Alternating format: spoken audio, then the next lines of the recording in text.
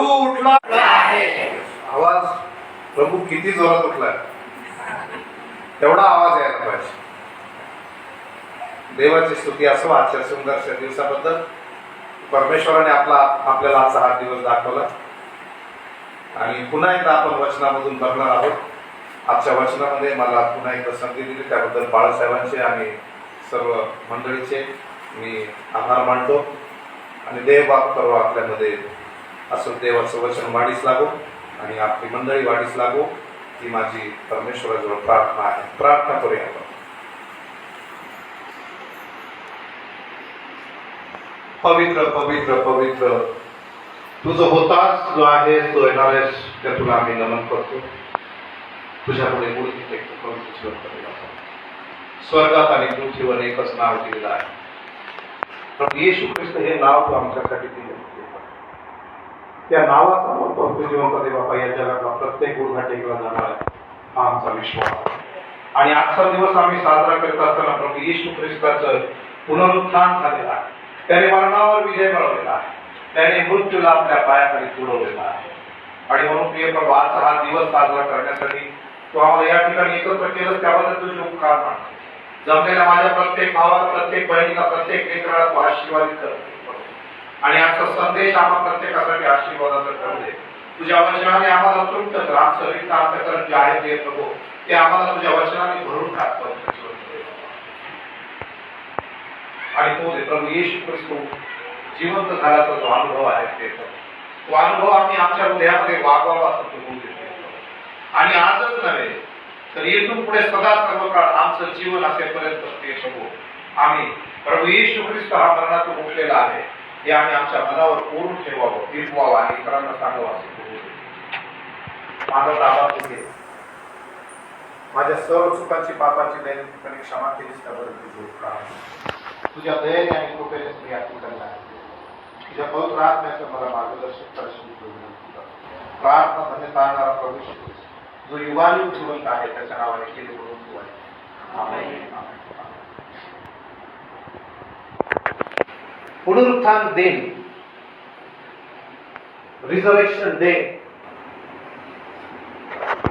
आमच्यासाठी फार महत्वाचा आहे. फार महत्वाचा आहे म्हणजे तो नाताळापेक्षा जास्त महत्वाचा आहे. कारण जन्माला सर्वच येतात नाही परंतु मरणातून उठलेला आमचा केवळ एकच प्रभू आहे. हालेलुया. सर्वच येतात आणि सर्वच जातात परंतु मरणातून उठलेला प्रभू येशू ख्रिस्त आणि तो आजही जिवंत आहे. तो आपल्याकडे बघत आहे आणि आपल्याला घेण्यासाठी येण्याची तयारी करत आहे. आणि आपण तयारी करत आहोत का हे फार महत्वाचं आहे. आणि म्हणून आजचा दिवस आम्ही साजरा करीत असताना प्रभूला धन्यवाद देऊया की प्रभूने आपल्याला आजचा हा दिवस दाखवला. वचनाकडे आपण जाऊया. तत्पूर्वी आपण थोडस मागे जाऊ. फ्लॅशबॅक. शुक्रवारी काय झालं ते शनिवारी विसरून जातो आपण. इथे दुपारी काय खाल्लं ते संध्याकाळी आठवत नाही. सकाळी काय नाश्ता केला तो लोक खाजवला काय नाश्ता केला. शुक्रवारी आपण पाहिलं गुड फ्रायडेला आपण पाहिलं की प्रभू येशूचं दुःख सहन आपण बघितलं. त्याला अटक केली. त्याचे हाल केले. त्याची थट्टा केली. त्याच्या डोक्यावर काट्यांचा मुकुट घातला. त्याला फटके मारले. त्याला चपडाका मारल्या. त्याची इकडून तिकडे तिकडून तिकडे जशी काय तसे होडपट सारखी केली आणि रिकामी चौकशी केली. काही नसताना देखील पिलात रोमन सुभेदार जो होता जो जिल्हाधिकारी लेवलचा होता त्याने त्याला सोडवण्याचा आटोकाट प्रयत्न केला पण जमावाने त्याला काही सोडवू दिलं नाही. जमावाने सांगितलं आमच्यासाठी बरब्बाला सोडा जो गुंड आहे कुख्यात जो बंडखोर आहे त्याला सोडा पण येशूला वधस्तंभावर ठेवा. आणि पिलात त्यांच्या दबावाला बळी पडला. पिलात या शब्दाचा अर्थ आहे भालेकरी. भाला धरणार. कोणी आपल्याकडे भालेराव आहे का भालेराव आहेत ना. भालेकर म्हणजे भालेराव तो पिलात होता ते नाही पण त्याचा अर्थ तो आहे. ओके. तर पिलाताने शेवटी सांगितलं की तुमच्या राजाला मी तुमच्या स्वाधीन केला आणि त्याने त्याची इच्छा नसताना प्रभू येशूला मरणदंड दिला. त्याने प्रभू येशूने आपण पाहिलं 7 उद्गार वधस्तंभावर वापरले. शेवटचा उद्गार त्याने म्हटला, मी हे बापा मी आपला आत्मा तुझ्या हाती सोपवून देतो. आणि असं बोलून त्याने आपली मान टाकली आणि आपला प्राण सोडला. कोणीही व्यक्ती प्राण आपल्या इच्छेने सोडू शकत नाही. कोणाही व्यक्तीला माहित नाही माझी घटका कधी आहे. आणि म्हणून ज्यावेळेस आपण म्हणतो की प्रभू येशू ख्रिस्ताचा मरणावर विजय झाला, तर याचा अर्थ आहे त्याने स्वतःच्या इच्छेने प्राण सोडला. तो स्वतःच्या इच्छेने त्या वधस्तंभावर राहिला. आणि मग तो मेल्यानंतरही खात्री करण्यासाठी बऱ्याच गोष्टी केल्या. हा मेलाय का नाही खरंच.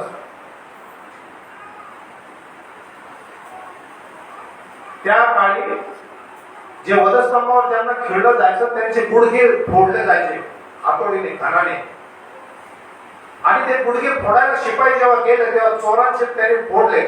आणि प्रभू येशू जवळ आला त्यावेळेस त्याने पाहिलं की अरे हा अगोदरच मेलेला आहे. त्याने त्याचे गुडघे फोडलेले. आणि मग त्यानंतर योसेफ अरिमथाईकर जो अरिमथाई या गावाचा राहणारा होता, तो पिलाताकडे गेला आणि त्याने सांगितलं हा प्रभू येशूचा गुप्त शिष्य होता. ज्या न्यायसभेने प्रभू येशू ख्रिस्तावर खोटे आरोप ठेवले होते त्या न्यायसभेचा हा एक सदस्य होता. पण त्याने त्या गोष्टीला मान्यता दिलेली नव्हती. प्रभू येशूच्या जे खोटे आरोप ठेवले त्या आरोपांना त्याने मान्यता दिलेली नव्हती. आणि तो शांत होता. त्याचा विश्वास प्रभू येशूवर होता. हाच मसीह आहे अशी त्याची खात्री होती. आणि ज्यावेळेस प्रभू येशू मेला त्यावेळेस त्याने पिलाताकडे गेला आणि त्याला पिलाताकडे खास विनंती केली की बाबा मला प्रभू येशूचं शरीर द्या, मी त्याची उत्तरक्रिया करतो. बघा जे 12 शिष्य होते ते सगळे तितर गेले. ते सगळे गेले इकडे तिकडे निघून. त्याची उत्तरक्रिया कोणी करायची, त्याचा अंत्यविधी कोणी करायचा. आणि हा योसेफ पुढे झाला आणि त्याने प्रभू येशू ख्रिस्ताचं शरीर मागून घेतलं आणि छानपैकी नवीन ताकाच्या तलम वस्त्रामध्ये त्याचं शरीर गुंडाळलं. आणि त्याला मदतीला कोण आला माहिती का, जो रात्रीचा प्रभू येशूकडे गेला होता निकोदेमस नावाचा, ज्याला प्रभू येशू बोलला पाण्याने आणि आत्म्याने जन्मल्याशिवाय स्वर्गाच्या राज्यात कोणाचा प्रवेश नाही. तुम्ही इस्रायलाचे गुरु असूनही तुम्हाला हे माहित नाही का. हे जे प्रभू येशू ज्याच्याशी बोलला योहान शुभवर्तमान 3ऱ्या अध्यायामध्ये, तो निकोदेमस होता. तो निकोदेमस त्याच्या मदतीला आला पण रिकामा आला नाही. तो येशूच्या उत्तरक्रियेसाठी 100 रत्तल मिश्रण सुगंधी द्रव्य तो घेऊन आला. रत्तल म्हणजे पाऊंड आणि 100 रत्तल म्हणजे जवळपास 45 पाऊंड. ते 45 किलो हे त्याचं मोजमाप आहे. 100 पाऊंड म्हणजे 100 रत्तल म्हणजे 100 पाऊंड आणि 100 पाऊंड म्हणजे 45 आणि समथिंग किलो वरती 45.5 धरून झाला. एवढं 50 म्हणजे जवळपास 50 किलो. त्याच्या 9व्या वचनामध्ये असं लिहिलेलं आहे की त्याची कबर आपण आपल्यापैकी जर असं कोणाला कबर घेऊन ठेवलं जीवन ते आता मला नाही जगायचं आहे. पण त्या काळचे लोक आपल्याकडे होते आणि आपल्यापेक्षा हुशार त्या काळचे ते जरी जुने लोक होते तरीही ते आपल्या मरणाच्या अगोदर सगळी व्यवस्थित विल्हेवाट लावायची. इथे बऱ्याच लोकांचा मृत्यू झाल्यानंतर त्यांचं उत्तरक्रिया कोण करायची. कधी कधी काही घरामध्ये वादही झालेले बघितले. कोणी करायची.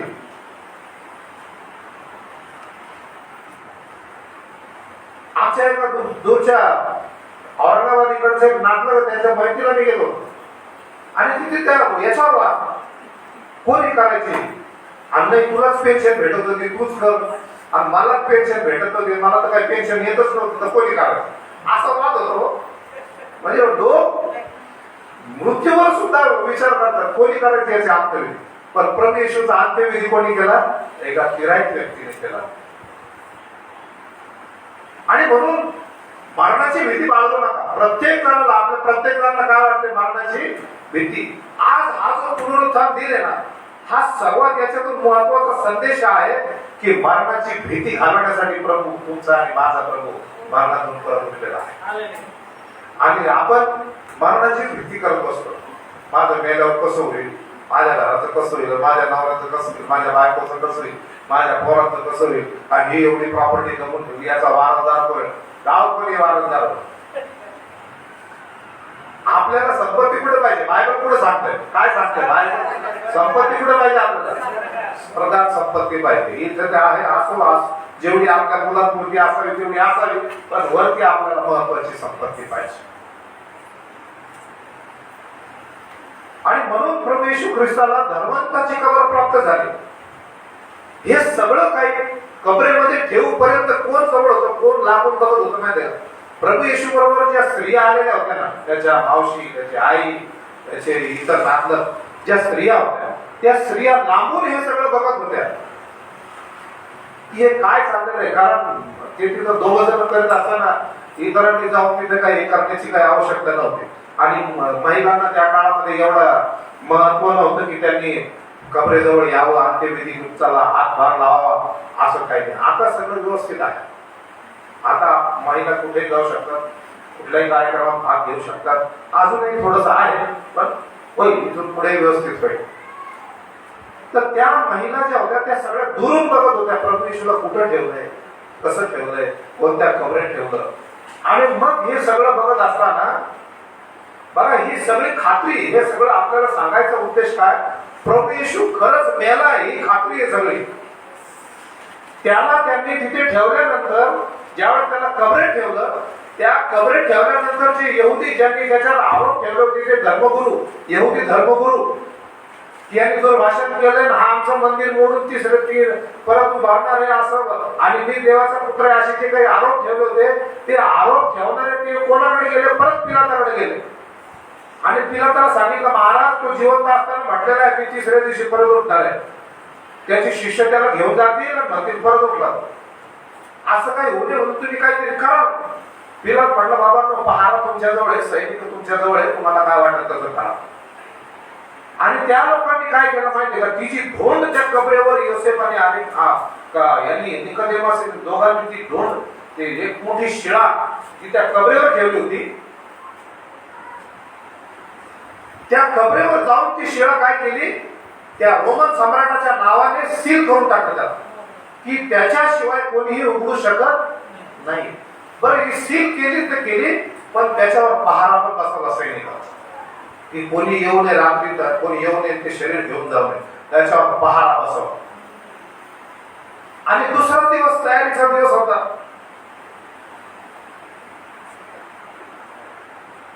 शब्बाताचा दिवस होता. ते शांत राहिले, काहीच केलं नाही कोणी. परंतु ह्या ज्या स्त्रिया होत्या, ज्या लांबून बघत होत्या, येशूचे जे काही सेवा करणाऱ्या स्त्रिया होत्या, त्या सर्व स्त्रिया सुगंधी द्रव्य तयार करत होत्या. शनिवारच्या दिवशी त्या काही शांत बसल्याने महिलांना कधी शांत बसवत नाही. महिलांचं वैशिष्ट्य माझ्या पत्नीवरूनही मला माहिती आहे, तिला कधीही शांती नाही, ती शांत राहू शकत नाही. आणि कुठल्याही माणसाला किंवा कुठल्याही व्यक्तीला सगळ्यात कठीण जर शिक्षा द्यायचं, त्याला एका कोपऱ्यात एकच शांत राहायचं. हाताची घडी तोंडावर पड. आपण लहानपणी आठवतो ना आपल्या शाळेत, तिथं शांत झाला, तो कधी शांत बसत नव्हता. तो इकडं इकडं खाजर, इकडं खाजर, इकडं काहीतरी करत राह, तो आलेल्याचं गेलेल्याचं काहीतरी त्याची खोडी काढत आहे. मी तर कधी शांत राहिलो. त्या शांत राहिल्या नव्हत्या. त्यांनी काय केलं? सुगंधी द्रव्य करण्यामध्ये तो पूर्ण दिवस घालवला. त्यांना असं वाटतं की उद्या सकाळी आपण काय करू, सकाळी जाऊन आणि येशूच्या जिथं त्याला ठेवलंय तिथं त्याला सुगंधी द्रव्य लावला, सगळं मिश्रण लावून. त्या काळाच्या पद्धतीप्रमाणे मिश्रण लावायचे, सगळे कुठलं बाकीचं मिश्रण, ते शरीर लवकर सडू नये म्हणून लावण्याचं सगळं काही. शरीर पूर्वी आपल्याकडे आता केमिकल उपलब्ध आहे, परंतु त्या काळी तसं काही केमिकल उपलब्ध नव्हते. ते सगळे हातानेच वनस्पतीपासून तयार करण्याची सगळी प्रक्रिया होती. आता ती आपल्याला माहिती नाही काय प्रक्रिया आहे, त्याचा शोध घ्यावा लागेल. पण त्यांनी ते सगळं उठणं वगैरे, सुगंधी द्रव्य सगळं तयार केलं, अत्तर वगैरे. आणि भल्या पहाटे त्या तिकडे गेल्या कबरेकडे. अगदी तांबडं फुटण्यापूर्वी त्या तिथे गेल्या. वाचू आपण लूक शुभवर्तमानाचा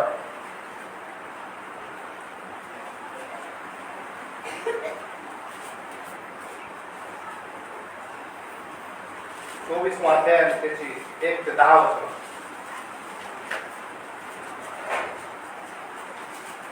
मी वाचतो.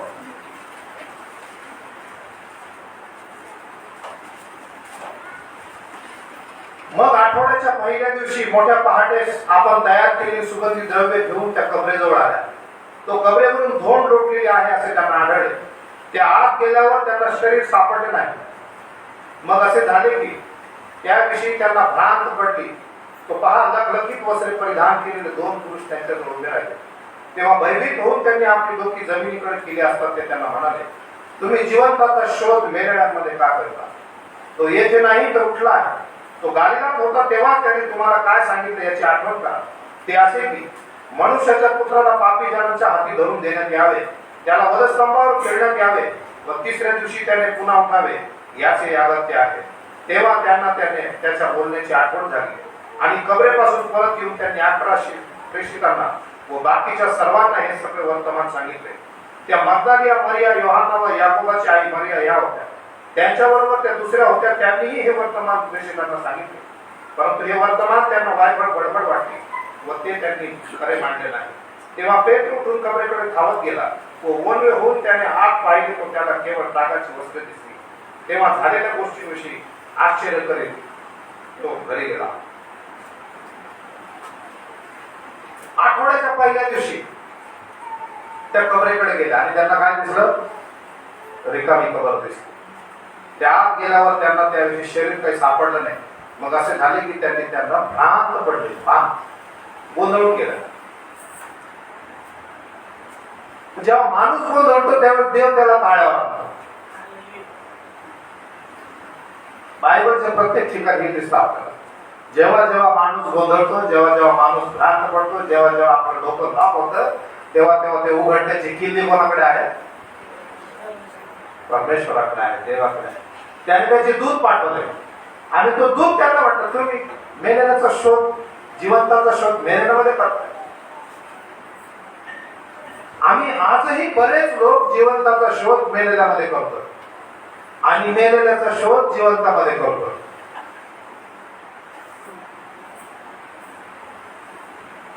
काही लोकांच्या घरामध्ये आपले मेलेल्यांचे पूर्वजांचे फोटो आहेत आणि त्यांना असं वाटतं त्यांच्याशी ते बोलतात.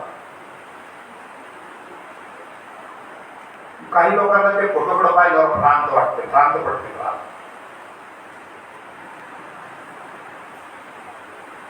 काही लोक आपल्या आई पूर्वजांना, मेलेल्या पूर्वजांनाही जिवंत असल्यासारखेच ते ट्रीट करतात. परंतु ते कुठे जिवंत असले पाहिजे, त्यांनी काय शिकवलं, त्यांचं आचरण काय होतं, त्याचं तुम्ही त्यांचं चांगलं आचरण काय होतं ते घेणं हे महत्वाचं आहे. नुसतं त्यांना आठवण करून महत्वाचं नाही. तुम्ही आठवण केली तर तुम्ही तुमची भ्रांत पडेल. आणि या ठिकाणी प्रभू येशू ख्रिस्ताबद्दल त्यांना भ्रांत पडली. काय झालं? आम्ही एवढं सुगंधी द्रव्य काल एवढा त्रास करून एवढं सगळं बनवलंय, जात्यावर दळला असेल, कशावर फुटला असेल, खलबत्त्यामध्ये काय काय केलं असेल, त्याच्याबद्दलच गाळलं असेल, वस्त्र गाळ केला असेल, एवढी सगळी मेहनत वाया गेली ना. ज्याच्यावर जे लावायला आलं, जे शरीर प्रभूचं शरीर, ते प्रभूचं शरीर तिथं दिसत नाही.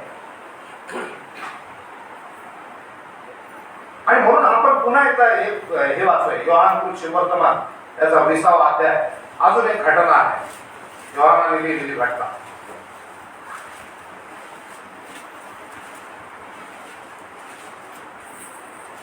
इकडे मरिया बाहेर कबरेजवळ रडत उभी राहिली होती आणि रडता रडता तिने ओलवून कबरेत पाहिले आणि तेथे येशूचे शरीर ठेवले होते. तेथे शुभ्र वस्त्र परिधान केलेले 2 देवदूत, एक भुशाजवळ व एक पायथ्याजवळ बसलेले तिला दिसले.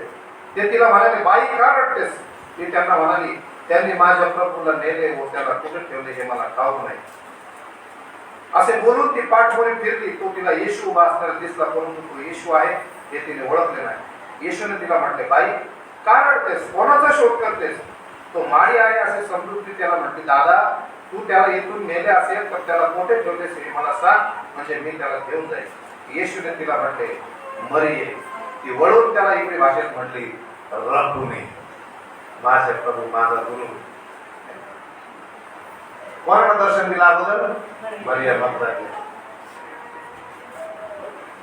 पेत्र आणि योहान येऊन गेले, त्यांना काय दिसली? रिकामी कबर. इतर स्त्रिया आल्या, त्यांना काय दिसले? रिकामी कबर. पण मरिया मग्दलियाला काय दिसला? प्रभू, पुनरुत्थित प्रभू दिसला. Praise the Lord. पुनरुत्थित प्रभू दिसला तिथे, आणि ती लगेच त्याच्या पाया पडायला, लगेच त्याच्या पायाजवळ जाऊन बसायला. तिला सवय होती, कुठे प्रभू गेला की पायाजवळ जाऊन बसायचं लगेच. प्रभू म्हणतो मला स्पर्श करतो. मी अजून प्रभू तिच्याकडे गेलेलो. सकाळी सकाळी प्रार्थनेची वेळ असते ना. अगोदर सकाळी उठल्यानंतर आपण काय करायची? आपली आंघोळ पांघोळ झाल्यानंतर प्रार्थना करायची, आणि मग आपलं इतर कामं करायची. इथं प्रभू म्हणतो मी अजून माझ्या पित्याशी संपर्कात नाही गेलो. आताच मरणातून उठलेलं आहे, तुम्हाला आता लगेच बिलकुल बसू नको, लगेच प्रभू. ती केव्हाही नसतं, प्रभू कुठेही गेला तिच्या पायाजवळ, त्याच्या पायाजवळ बसून घ्यायची. आणि बऱ्याच लोकांना ही सवय, चांगली सवय ना, प्रभूच्या पायाजवळ बसणं ही चांगली सवय. पण या ठिकाणी प्रभूने तिला थोडीशी मनाई केली. का?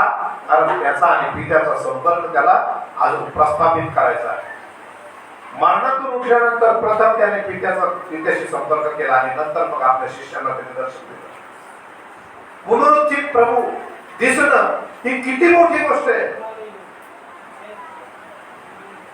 मरिया मग्दलियाला पुनरुत्थित प्रभू येशूने दर्शन दिलं. पहिलं दर्शन कोणाला दिलं? मरिया मग्दलियाला दिलं.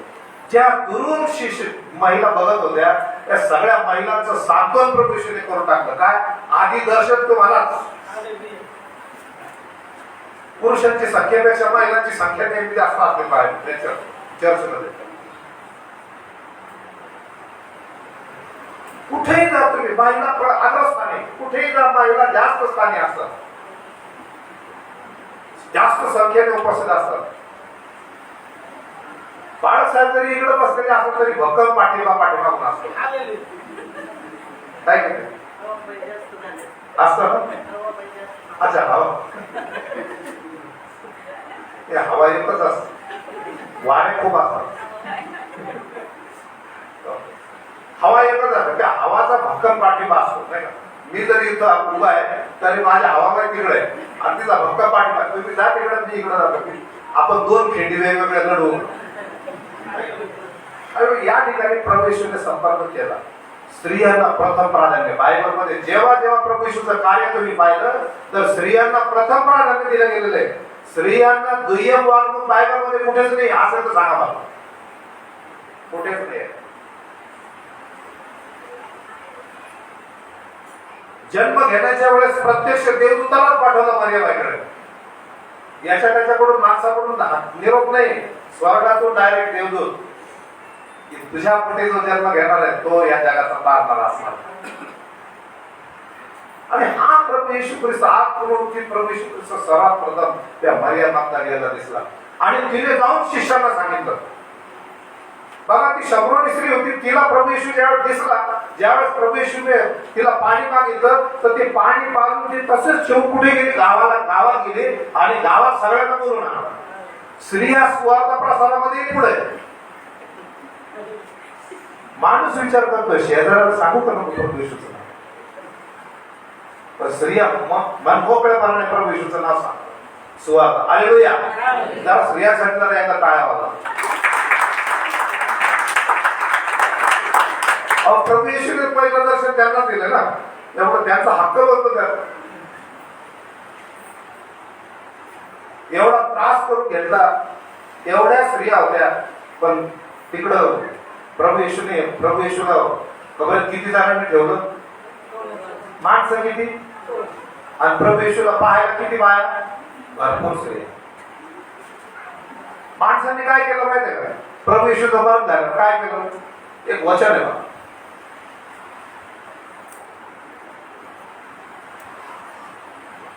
लूक सुवर्तमान 23 अध्याय आणि 48 वर्ष. हे दृश्य पाहण्याकरिता जमलेले सर्व लोक समुदाय झालेल्या घटना पाहून दूर बडवी परत आले. हा, काय करून गेलं ते? दूर बडवी. आता सगळं संपलं. आता आपला जो गुरु होता तो गेला, दूर बडवीत गेले. पण स्त्रिया सगळं शांत चित्ताने पाहतात. कोणी म्हणत असेल स्त्रियांना कमजोर हृदयाचे असेल, कोणीच नाही. या ठिकाणी स्त्रिया सगळं काही शांततेने पाहत होत्या, आणि त्यांनी प्रभूची उत्तर क्रिया सुद्धा त्यांनी डोळ्याने पाहिली. कुठं ठेवलं, काय ठेवलं, कसं ठेवलंय, हे सगळं त्यांनी पाहिलं. कायद्याचे त्यावेळेच्या रूढी परंपराच्या आडकाठीमुळे त्या तिथे जवळ जाऊ शकल्या नाही. जर तशी काय आडकाठी नसती तर तिथे गेला, तिथे मोठ्या संख्येने असल्या, पण तिथे काय मोठ्या संख्येने जाता आलं नाही त्यांना रूढी परंपरेच्या याच्यामुळे. परंतु या ठिकाणी आपण पाहतो की जे बाकीचे लोक ज्यांनी प्रभू येशूला मरताना पाहिलं त्यांनी काय केलं, ऊर पडवत गेले. आता आमचं कसं होणार, आम्हाला पटकन काही आजार झाला तर याचा हात नाव घेतलं तरी बरा व्हायचं. अगदी माणूस मेलेला आणि यांनी बोलवलं तरी मेलेला माणूस उठवायचा. काही आजार आमच्या घरातले जुनाट आजार असले तरी त्याच्या वस्त्राला शिवले तरी बरे व्हायचे. आता कोण व्हायचं, आता कोणाकडे असायचं. आणि म्हणून हे सगळे दुःखाने काय करून गेले, ऊर पडवत वापस गेले. पण स्त्रियांनी हे सगळं पाहिलं आणि जाऊन त्यांनी प्रेषितांना सांगितलं. ह्या मरिया मग्दलिनीने जाऊन कोणाला सांगितलं, प्रेषितांना सांगितलं. जे काय करत होते प्रेषित, एका घरामध्ये एका रूम मध्ये बसून घाबरलेले होते. आता आपलं काय होईल, गुरुजी तर गेले, प्रभू गेले, आता आपलं काय होईल, आपल्याकडे बघणार कोणी नाही. आणि आता रोमन सैनिक आपल्याला काय त्रास देतील, सैनिक येऊन त्रास देतील, कसं होईल आपलं, हे भीतीने घाबरून घाबरून एका रूम मध्ये बसलेले होते. त्यांना या महिलांनी जाऊन सांगितलं की अरे प्रभू उठलाय, तरी त्यांनी त्याच्यावर विश्वास नाही ठेवला. आणि प्रभू कुठे हो, त्या शिष्यांना भेट द्यायला मग काय केलं, स्वतः गेला. त्यांनी पाहिलं बाबा यांचं ऐकत नाही, ती बाहेर जिने माझं दर्शन घेतलं त्याचं तिच्या सांगण्यावर नाही लक्ष ठेवलं, हे विश्वास ठेवला. मग प्रभू येशूने काय केलं, दरवाजा बंद असताना प्रभू त्यांच्यामध्ये आतमध्ये आला आणि म्हटलं तू बस शांती असो. हालेलुया. पुनरुत्थित प्रभूने शिष्यांना दर्शन दिलं. 11 शिष्यांना दर्शन दिलं. का बरं 11? ऍक्च्युली 10 शिष्य, 10 शिष्यांना दर्शन दिलं. पहिलं एकाचं काय झालं होतं, कोथळा बाहेर निघालेला होता आणि एक नव्हता. कोण? थोमा नव्हता. आणि जेव्हा हे 11 शिष्य त्याला सांगत होते, 10 शिष्य त्याला सांगत होते अरे पुनरुत्थित प्रभू आला, आम्हाला दर्शन दिलं आणि फार त्याचा चेहरा तेजस्वी होता, आम्ही त्याला बघितलं, त्याची वस्त्र पांढरी शुभ्र होती. हा भविष्यवक्ता चेहरा. हा म्हणतो जिथं कुशीत भाला भोपसला ना तिथं त्या शिपायाने तिथं माझा हात घातल्याशिवाय, जिथं खिळे ठोकले तिथं माझं बोट घातल्याशिवाय मी श्वास नाही ठेवणार. माणूस एवढं सांगतात. किती जण सांगतात? 10 जण सांगणार, 10 जण. आणि विश्वास न ठेवणारा किती? 10 जण सांगतात तरी नेहमी विश्वासच ठेवणार नाही. आणि मग प्रभू येशूने परत दर्शन दिलं जेव्हा थोमा असताना, आणि खास त्याला म्हटलं थोमा इकडे ये, इथं हात घाल बाबा कुशीमध्ये माझ्या, जिथं भाला बसवला तिथं हात घाल, आणि इथं बोट दाखव तुझा माझ्या हातामध्ये जिथे खिळे ठोकले तिथं बोट घाल. आणि विश्वास ठेवणारा आहेस, विश्वासहीन असलो. आणि हाच थोमा इसवी सन 52 मध्ये चालून भारतामध्ये आला. प्रभू येशूची सुवार्ता सांगायला पुढे आला, शोधत शोधत भारतामध्ये आला. मला कुठं पाठवलंय प्रभूने, मला कुठं पाठवलंय शोधत शोधत तो 50व्या दिवसात पेंटेकॉस्ट दिवसानंतर जेव्हा पवित्र आत्म्याचा वर्षाव झाला त्याच्यावर, त्याच्यानंतर त्याला वेगवेगळ्या भाषांचं ज्ञान दान शिष्यांना प्राप्त झालं. आणि हा थोमा शोधत शोधत कुठल्या भाषेचं दान प्राप्त झालं, एका द्रविडियन भाषेकडे आला. कुठं? केरळ, तामिळनाडूतून आला. हा थोमा, हे आपलं फार मोठं आशीर्वादित देश आपला, की जिथे प्रभू येशूचा प्रत्यक्ष 12 शिष्यांपैकी एक शिष्य भारतामध्ये आले. कितव्या साली? इसवी सन 52 साली. हो, तुम्हाला माहिती आहे का भारतामध्ये पहिली मशीद कोणत्या साली बनलेली? पहिली मशीद इसवी सन 550 मध्ये. आणि थोमाने बांधलेलं चर्च इसवी सन 90च्या शतकामध्ये. मग जुनं चर्च आहे की मशीद आहे? चर्च जुनं आहे. जवळजवळ 500 वर्ष अगोदर भारतामध्ये ख्रिस्त आणला. कोणी आणला? थोमाने आणला. ब्रिटिशांनी आणला. ब्रिटिश मानाय करत होते इकडे अजिबात मिशनरींनी यायचं नाही, इथं ख्रिस्ताचा प्रसार करायचा नाही. जो नाशिक मध्ये आला होता मिशनरी रेव्हरंड गॉर्डन हॉल, तो आल्या जसा कलकत्त्याच्या बंदरावर उतरला, त्यांनी ब्रिटिशांनी त्यांना अटक केलं. तू येशू ख्रिस्ताची सुवार्ता सांगायला आला जेलमध्ये. 2 वर्ष जेलमध्ये होता. म्हणून हा जो भ्रम आहे ना आपल्या डोक्यामध्ये, ख्रिस्ताला ब्रिटिशांनी काढून टाकला भ्रम. ख्रिस्ताचे विरोधक ब्रिटिशच होते.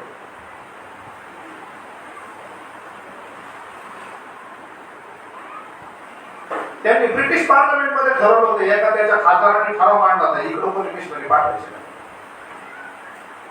आणि म्हणून हा जो थोमा आला होता, याने 7 मंडळात तामिळनाडूमध्ये स्थापन केलं, 7 मंडळ. आणि त्याने काम केलं आणि त्याला संदेश सांगता सांगता थोमाला पाठीमागून खंजीर खुपसला एका माणसात. तो भाग वेगळा. परंतु तो इतका प्रभू येशूच्या पासून जेव्हा त्याने ते हात घातला आणि त्याने त्याचे बोट घातलं प्रभू येशूच्या मृत शरीरामध्ये, पुनरुत्थित शरीरामध्ये, मृत्यूच्या अगोदर जिथं भाला खुपसला होता आणि जिथं याला खिळे ठोकले होते, तिथे हात घालून तो इतका प्रभावित झाला होता पुनरुत्थित प्रभू पासून की हा मारायला तयार झाला प्रभू येशू. आणि तुम्ही बघा प्रभू येशूचे जे बाकीचे शिष्य होते ना, एकही शिष्य बिछाण्यावर ठेवून मेला नाही. कोणालाही असा नैसर्गिक मृत्यू आला नाही, प्रत्येकाचा वध झाला. का? त्यांनी प्रभूची साक्ष दिली. त्या जगामध्ये वेगवेगळ्या जगामध्ये जगाच्या वेगवेगळ्या देशांमध्ये पसरले आणि त्यांनी प्रभू येशूची सुवार्ता सांगितली. पुनरुत्थित प्रभूला आम्ही पाहिलं हे त्यांनी सांगितलं आणि लोकांनी विश्वास ठेवला. लोकांच्या जीवनामध्ये तसे चमत्कार व्हायला लागले जसे येशू करत होता. तो पेत्र योहान त्या देवडी शर्मनाच्या देवडीजवळ मंदिरावर गेले, तो लागला माणूस होता. त्याला म्हटलं आमच्याकडे तुला द्यायला काही नाही, येशूच्या नावाने फक्त सांगतो उठ आणि चालला. तो लागला उड्या मारला, चालायला लागला. अहो, येशूच्या नावात पुनरुत्थित प्रभू येशूच्या नावात हे सामर्थ्य आहे. आणि म्हणून पुनरुत्थित प्रभू आमच्यासाठी फार महत्वाचा आहे. त्या पुनरुत्थित प्रभू येशूला प्रभू येशूने शिष्यांना दर्शन दिलं आणि हे सगळे शिष्य भारावून गेले, एकदम भारावून.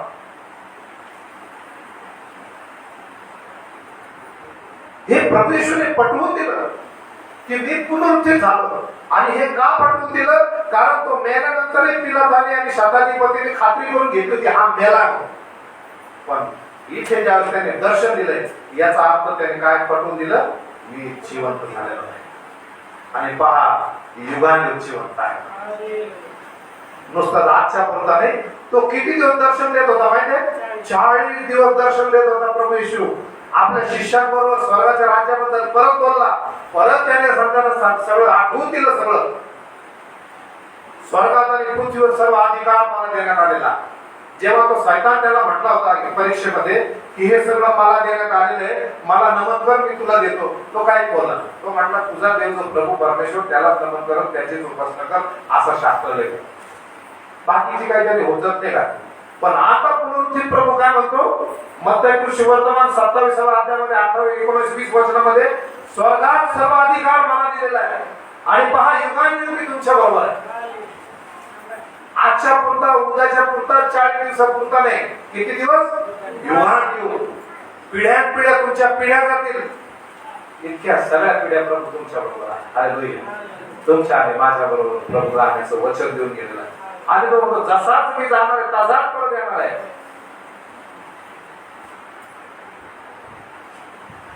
तुम्हाला माहित आहे, सुरुवातीची जेव्हा मंडळी स्थापन झाली पेत्राच्या पहिल्या भाषणाने, जेव्हा पेंटेकॉस्ट आत्मा उतरला, तिथे जीवांसारखा पवित्र आत्मा उतरला आणि सगळे लोक वेगवेगळ्या भाषांमध्ये बोलायला लागले, त्याचे शिष्य. त्याच्यानंतर पेत्राने उठून भाषण दिलं आणि एका भाषणामध्ये, पहिल्याच भाषणामध्ये, पेत्राच्या पहिल्याच भाषणामध्ये किती लोक प्रभूकडे वळले, किती लोकांचा बप्तिस्मा झाला? 3000 लोकांचा. हो, इथं एक माणूस आपण त्याला सकाळपासून संध्याकाळपासून सांगून सांगून व्हायचा डोकं फिरतोय, त्याला बाकीचं नंतर बोलू.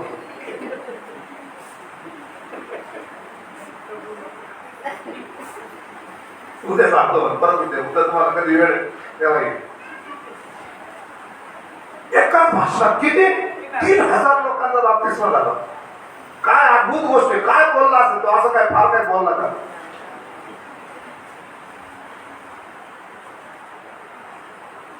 त्या 3000 लोकांच्या मंडळी, पहिली मंडळी स्थापन झाली.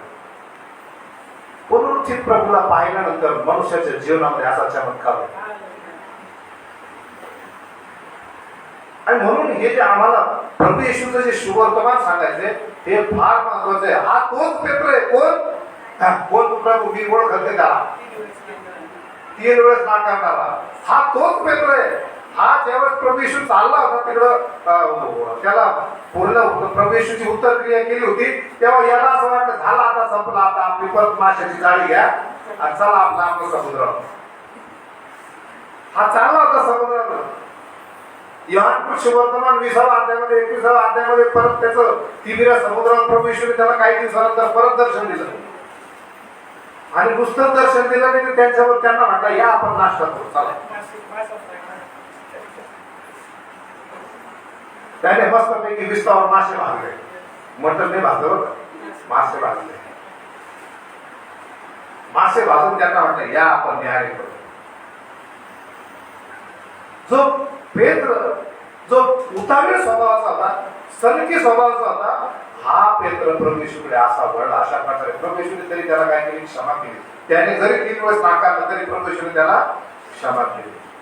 आपल्याला जर कोणी गावात भेटलं, त्या दिवशी मी सांगितलं बाबा जर गावात भेटलं त्याने जर नाकार दिला, आपण कोणतरी म्हटलं तर आपण आयुष्यात बोलणार नाही, याला परत कधीच नमस्कार घालणार नाही. त्या दिवशी मला घरी भेटला, तिकडं गाव गल्लीमध्ये भेटला, तर इतकं मस्त बोलत होता. त्या दिवशी कार्यक्रमात भेटला, ओळख नाही ना बाबा, जाय तिकडं, तू तुझ्या घरचा मोठा होता, मी माझ्या घरचा मोठा.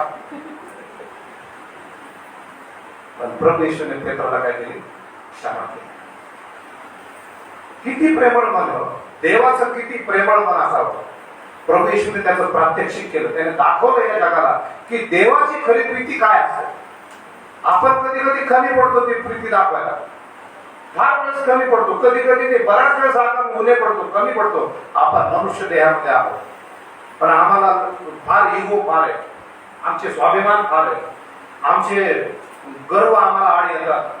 पण प्रभू येशू एवढा राजाचा राजा, प्रभूंचा प्रभू, तो प्रभू येशू परमेश्वराचा एकुलता एक पुत्र, स्वर्ग सोडून खाली आलेला असूनही तो इतका नम्र वागतोय, शिष्यांना क्षमा करतोय. जे शिष्य तिथं झालेले त्यांना तो बोललाय नाही, काय तुम्ही सगळे पळून गेले, सगळे पळून गेले काय त्या ठिकाणी तुम्ही जर असं आपण बोलू, तुम्ही सगळे बेटर लोक, त्या दिवशी मला तुमची जात दाखवली, पळपुटे जात तुमची दाखवली मला, त्या दिवशी तुम्ही पळून गेले.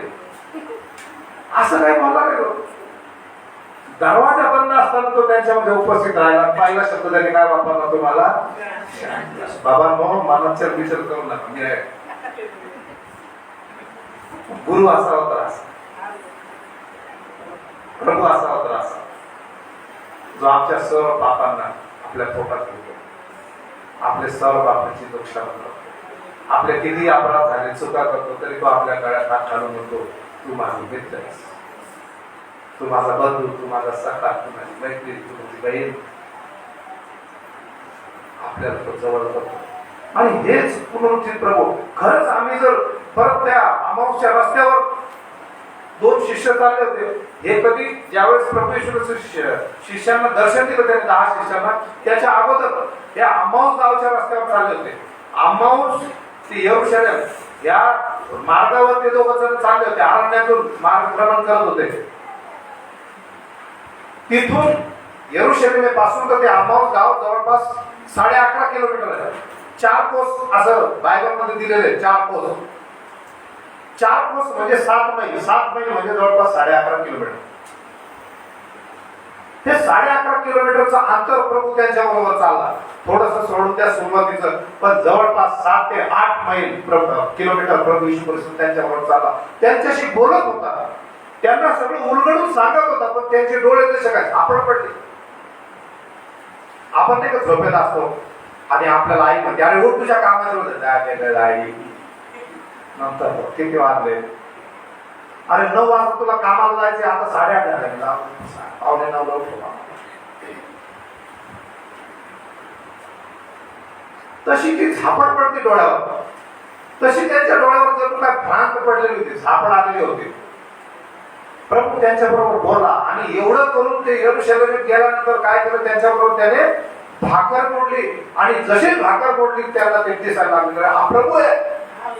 प्रभू अंतर्धान पावला. आमच्या जीवनात असं होऊ नये, नाही का, उशीर करू नये. प्रभूला ओळखलं तर आम्ही काय केलं पाहिजे, लगेच ओळखलं पाहिजे, अरे हा माझा प्रभू आहे, हा खरं बोलतोय. कधी कधी काही लोकांना ओळखण्यात आम्ही फार उशीर करतो. प्रभूला ओळखण्यात ह्या 2 शिष्यांनी उशीर केला. एवढं त्यांच्याशी बोलत होता, त्याच वेळेस जर त्यांना जर समजलं असता हा प्रभू आहे तर किती छान झाला असता ना. प्रभूची संगत त्यांनी अनुभवली असती, पण प्रभूची अज्ञानपणामध्ये संगत त्यांना मिळाली. तरी प्रभूने त्यांना स्वतःची संगत दिली. नाही, तुमचा प्रभू आहे, त्याने आशीर्वादित केलं. प्रत्येकाला नवजीवन दिलं. प्रत्येकाला दिवसानंतर तो स्वर्गारोहणामध्ये वरती घेतला गेला. जसा सदेह गेला तो सदेह नाही का, जसे त्याचे हाल केले असा तो हाल झालेला प्रभू नव्हता, तर तो कसा होता, पुनरुत्थित प्रभू होता आणि दिव्य शरीर प्राप्त झालेला प्रभू होता. त्याच्या संपूर्ण शरीरामधून तेज निघत होत. असं तेजोमय प्रभूचं दर्शन शिष्यांना झालं आणि ते शिष्य त्या जगभरामध्ये पसरले, या संपूर्ण अंधारलेल्या जगाला तेजोमय करण्यासाठी. आणि त्याच्यापैकी एक भारतामध्ये आला. का भारतामध्ये, तिकडं तामिळनाडूमध्ये झाला, इकडं जम्मू काश्मीरमध्ये, इकडं बाकीच्या ठिकाणी का नाही आला तो? तर जी काही भारतीय संस्कृती जर आपण पाहतो, भारताच्या मध्ये संस्कृतीचे सगळे उगम आले, ही द्रविडियन संस्कृती, त्यानंतर इतर मुस्लिम संस्कृती, ही सगळी त्याच मार्गाने आली. आणि म्हणून थोमा तिथेच गेला. बघा, थोमाकडे काय नकाशा वगैरे काही नव्हता. त्याला प्रभूने नेलं, तुला इथं मारायचंय तुला. आपण किती बोलता असं सहज म्हणतो, इथं का मारणार नका. प्रभू मारायलाच पाठवतो, तुला तिकडं मारायचंय, तिथंच आहे. पण आम्ही त्या मरणाला नकारार्थी घेतो. खरं म्हणजे ख्रिस्ती जीवनामध्ये मरण हे काय आहे, सकारार्थी आहे.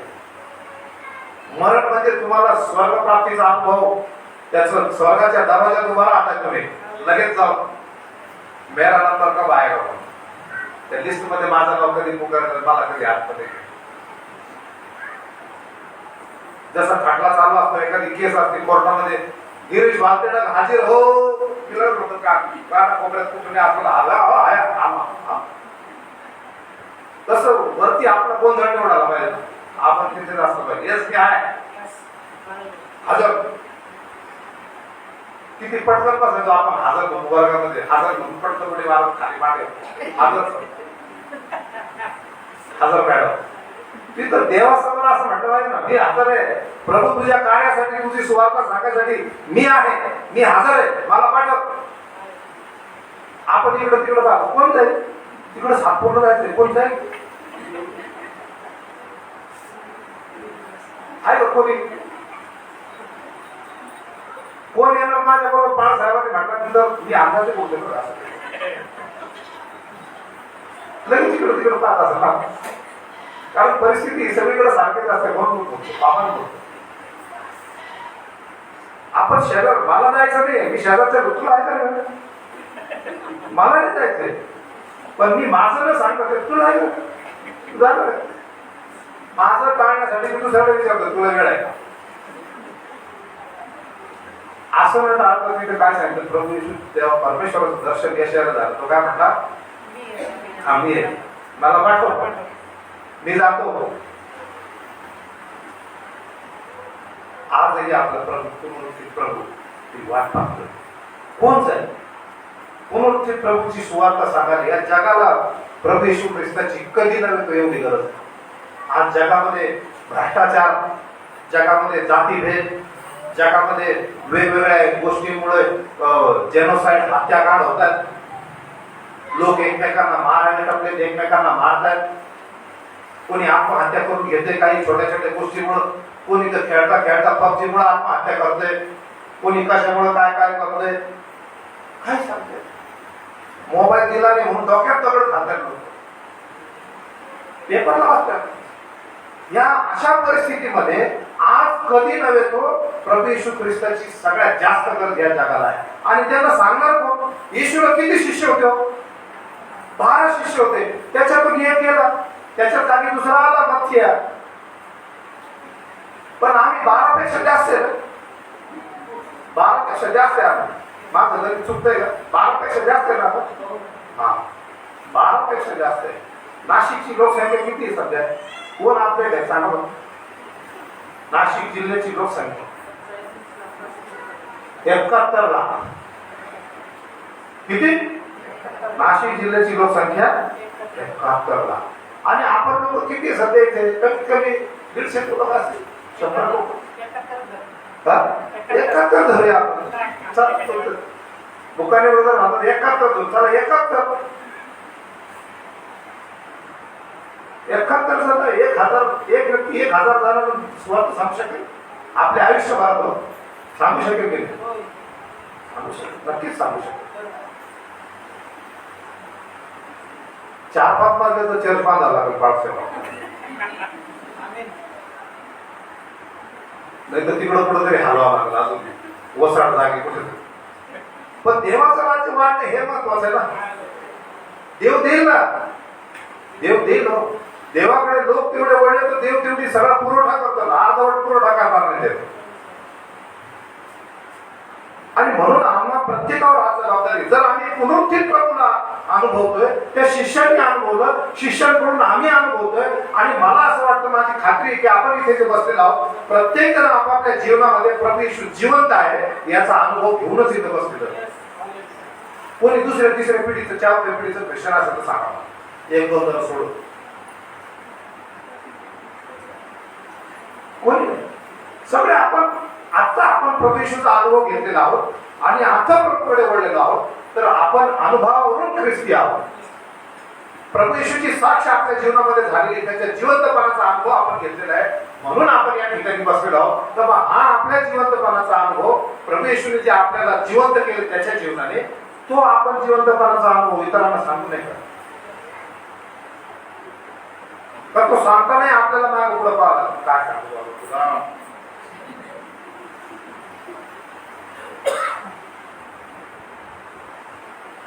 जरा मन मोकळेपणा आणि चांगले शब्द प्रभूला सांगूया, प्रार्थना करूया. प्रभू, माझ्या मुखात तू असे शब्द घाल की माझं मी ज्या लोकांना तुझं सुवार्ता सांगेल त्यावेळेस त्याचं मन त्याच्यावर बसू द्या, त्याला विश्वास बसू दे की तू जिवंत देव आहेस. रात मोहने म्हणून फार मोठा देवाचा सेवक होऊन गेला.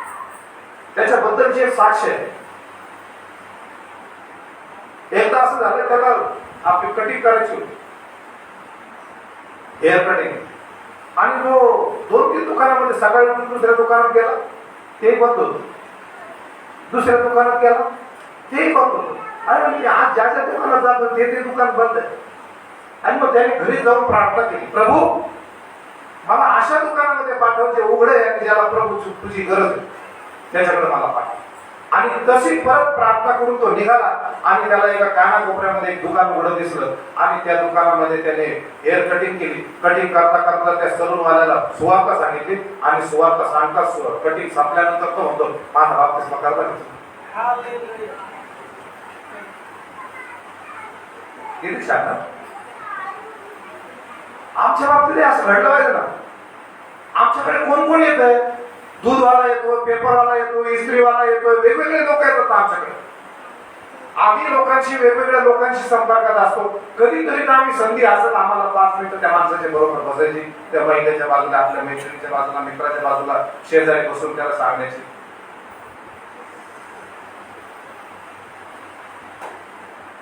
त्यावेळेस आपण त्याला प्रभू सांगू, पुनरुत्थित प्रभू आहे. प्रभू येशू ख्रिस्त हा जिवंत आहे आणि नुसताच जिवंत नाही, तो युगानुयुग जिवंत आहे. तो तुला मला घ्यायला येणार. एक छोटीशी साक्ष सांगून मी तुम्हाला आपण थांबूया. येशू ख्रिस्ताच्या नावामध्ये कधी सामर्थ्य बघा. मी याच्यापूर्वी एखाद्या सांगितले असेल, माझ्या पत्नीला शिक्षिकेचं काम लागणार होतं आणि तिचे परमनंटची ऑर्डर महानगरपालिकेतून घ्यायची. आणि ती परमनंटची ऑर्डर घेण्यासाठी आम्ही तिचं सगळे पेपर डॉक्युमेंट्स आम्ही सगळे महानगरपालिकेच्या त्या शिक्षणाधिकाऱ्यांच्या पीएला सोपवलं. आणि त्यांनी सांगितलं, बाबा ते काही दिवसांनी मी त्यांच्याकडे गेलो, त्यांनी सांगितलं तुमची फाईलच हरवली. म्हटलं फाईल हरवली, काम कसं करावं? रडायला लागलो, आम्ही 2 जण रडायला लागलो. उपवास प्रार्थना केल्या आणि एक दिवस त्याला परत फोन केला, तर नाही सापडली फाईल, तुम्ही येऊन भेटा. जर गेलो त्याला भेटायला, त्याने सांगितलं 15,000 द्यायचे. एवढे पैसे त्यावेळी 2005 मध्ये शिक्षिकेला पगार 3,000 होता. 15,000 द्यायचे, 3,000 तिची नोकरी मिळायसाठी आम्ही प्रयत्न करतो, तुम्ही 15 मागता, तेवढे असते तर कसं नोकरी. तर त्यांना म्हटलं साहेब एवढे पैसे नाही, मग काय होणार नाही तुमचं नाव, तुम्ही बघा किती प्रयत्न करा, तुम्ही काय होतं बघा सांगा. मी घरी आलो, आम्ही घरी आलो, त्याच्यानंतर 4-5 दिवसांनी पुन्हा फोन केला, तुम्ही फाईल हरवले, आता पैसे तुमचे आले का, तेव्हाच सापडलं. पुन्हा घरी आलो आणि उपवास प्रार्थना केला, आणि आमच्याकडे किती हजार जमले, फार फार मिळून 3,000 जमले. 3,000 घेतले, पाकिटात टाकलेली एक चिठ्ठी लिहिली, प्रभू येशू ख्रिस्त हा जिवंत देव आहे, त्याची आम्ही सेवा करतो. ती चिठ्ठी माझ्याकडे अजून आहे. आणि तो या जगामध्ये 2000 वर्षापूर्वी आला, त्याने तुमच्या आमच्यासाठी रक्त सांडलं, आणि तो मेला, तो परत उठला, तो आता पुन्हा येणार आहे तुम्हाला आणि आम्हाला घ्यायला, आणि प्रत्येकाच्या ज्याच्या त्याच्या कार्याचा हिशोब घ्यायला तो येणार आहे. आपण आमचं काम करणार त्याबद्दल धन्यवाद. अशी चिठ्ठी लिहिली, एवढी चिठ्ठी माझ्याकडे आहे आता. आणि त्या पाकिटात त्याच कागदामध्ये गुंडाळून त्यांना देऊन आलो. म्हटलं साहेब एवढेच माझ्याकडे, ठीक आहे म्हणे, तुम्ही असं करा. 3-4 दिवसानंतर 3-4 दिवसानंतर आम्ही पूर्ण उपवास प्रार्थना, 2-3 दिवस उपवास प्रार्थना केला. त्या दिवशी शुक्रवार होता, आणि मग आम्ही फोन केला, सर येऊ का, हा या घेऊ. गेल्यानंतर त्यांनी ते सगळं तयार केलं होतं, आणि माझ्या मिसेस म्हणे तुम्ही असं करा, साहेबांकडे जाऊन तुम्ही सही घेऊन या, कारण तुम्ही पैसे वगैरे फार कमी दिले वगैरे असं काहीतरी कारण आहे, तुम्ही साहेबांकडे जाऊ या, सही तुम्हीच घेऊन. गेलं सही घ्या, ती गेली सही घ्यायला, सही त्यांनी दिली, आणि तो म्हणे बसा तुम्हाला मी जरा पॅक करून देतो. आणि आम्ही बाहेर बसलो, त्यांनी ऑफिस ते सगळं पॅकेटमध्ये ऑर्डर वगैरे परमनंटची ऑर्डर पॅक करून दिली, आणि आम्हाला बाहेर आणून दिली. बाहेर आणून देताना म्हणतो तुम्ही जसं समजतो तसा मी नाही बरं का. आता आम्हाला काहीच कळलं नाही, आता पैसे तर घेतले, पाकिट तर घेतलंय, तुम्ही जसं समजतो तसं मी नाही येणार. मला काय बोलायचं, त्याला काय बोललं, आपण काय बोलू शकत नाही. साहेब माणसाला काय बोलायचं, साहेबाच्या पुढे दुसऱ्याच्या माग उभा राहू नये. मग आम्ही घरी आलो. घरी आलो आणि ते पॅकेट उघडलं. त्या पॅकेटमध्ये आम्ही जेवढे पैसे दिले होते 3,000, ते 3,000 त्या पॅकेटमध्ये होते, आणि त्याचं ती चिठ्ठी जी आम्ही दिली तसेच. आणि म्हणून त्याचा संदर्भ आम्हाला घरी आल्यावर लागला की तुम्ही जसं समजलं तसं नाही. म्हणजे त्या चिठ्ठीने प्रभू येशू ख्रिस्ताच्या नावाने लिहिलेली चिठ्ठी त्याच्या जीवनात किती काम केलं. आणि म्हणून आम्ही आज हा जो पुनरुत्थानाचा जो दिवस आम्ही साजरा करतोय, हा पुनरुत्थान दिवस म्हणजे प्रभू येशू ख्रिस्त मरणातून परत उठलाय. आज आम्ही असा दिवस आहे आमच्या जीवनामध्ये, आमची मरगळ टाकून देण्याचा दिवस आहे, आमची उदासीनता टाकून देण्याचा दिवस आहे. ज्या प्रभूला आम्ही मरणातून मेलेला पाहिलं शुक्रवारी, तो प्रभू आज मरणातून उठलेला आहे. ती धोंड उघडी आहे, ती कबर उघडी आहे. जगातल्या सगळ्या कबरा बंद केलेल्या आहेत, पण ती कबर आजही उघडी आहे. लोक तिथे जाऊन त्या कबरेत फिरून येत आहेत. ती कबर जगात एकमेव कबर अशी ती उघडी आहे कबर. आणि त्या कबरेतला प्रभू आज इथे नाही तर तो आमच्यासाठी काय करतोय, जागा तयार करतोय, मध्यस्थी करतोय परमेश्वराकडे. आणि तो म्हटलेला आहे, तो जाताना सांगून गेला, जसा मी जातोय तसाच परत येणार आहे. आणि युगाच्या समाप्तीबरोबर मी सर्व तुमच्या त्याने आज्ञा केली. ही आज्ञा शेवटची वाचली. मग ते वर्तमान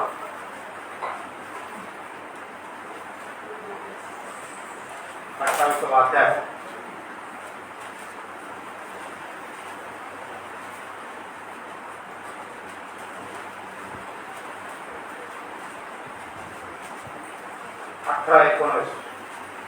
तेव्हा येशू जवळ येऊन त्यांच्याशी बोलताना म्हणाला, स्वर्गात आणि पृथ्वीवर सर्व अधिकार मला दिलेला आहे. तेव्हा तुम्ही जाऊन सर्व राष्ट्रातील लोकांना शिष्य करा, त्यास पित्याच्या, पुत्राच्या व पवित्र आत्म्याच्या नावाने बप्तिस्मा द्या. जे काही मी तुम्हाला आज्ञा केली ते सर्व त्यास पाळायला शिकवा, आणि पहा युगाच्या समाप्तीपर्यंत मी सतत तुमच्या बरोबर आहे. Praise the Lord. किती दिवस आहे प्रभू आपल्या बरोबर? युगाच्या समाप्तीपर्यंत, या जगाच्या शेवटापर्यंत आपल्या बरोबर. आणि म्हणून घाबरू नका. स्वतःला म्हणा हालेलुया, सगळं व्यवस्थित, प्रभू आमच्या बरोबर आहे. अजिबात कुठल्याही प्रकारे घाबरू नका. प्रभूचं नाव सांगताना तुम्ही नव्हे तर प्रभू तुमच्याद्वारे बोलेल. प्रभूचा पवित्र आत्मा तुम्हाला मार्गदर्शन करेल. पण तुम्ही प्रार्थना करा की प्रभू मला तुझं नाव एका तरी व्यक्तीला सांगायचं. एक तरी व्यक्ती प्रभूकडे आला पाहिजे. जर तुम्ही प्रभूकडे एक तरी व्यक्ती आणलेला असेल, तो लहान असेल तो मोठा असेल, स्वर्गात तुमचं नाव लिहिलं गेलं असेल नोटीस बोर्डवर. आणि स्वर्गामध्ये तुमच्याबद्दल स्वर्गदूत नाचून धावून आनंदाने तुमच्या नावाने एक दिवस काय वाजवतात? टाळ्या वाजवतात. ज्या दिवशी त्या व्यक्तीचा बाप्तिस्मा होतो त्या दिवशी सर्वात प्रथम ज्याने त्याला सुवार्ता सांगितली त्याच्या नावाने वरती आनंदोत्सव केला जातो. आणि म्हणून एका तरी व्यक्तीला आपण सुवार्ता सांगायची. त्याला सांगायचंय की प्रभू येशू ख्रिस्त मला भेटलाय, मला पुनरुत्थित प्रभू भेटलेला आहे, तुला पण भेटला पाहिजे अशी माझी इच्छा आहे. तुझ्या जीवनामध्ये तो कार्य करावे अशी माझी इच्छा आहे. Praise the Lord.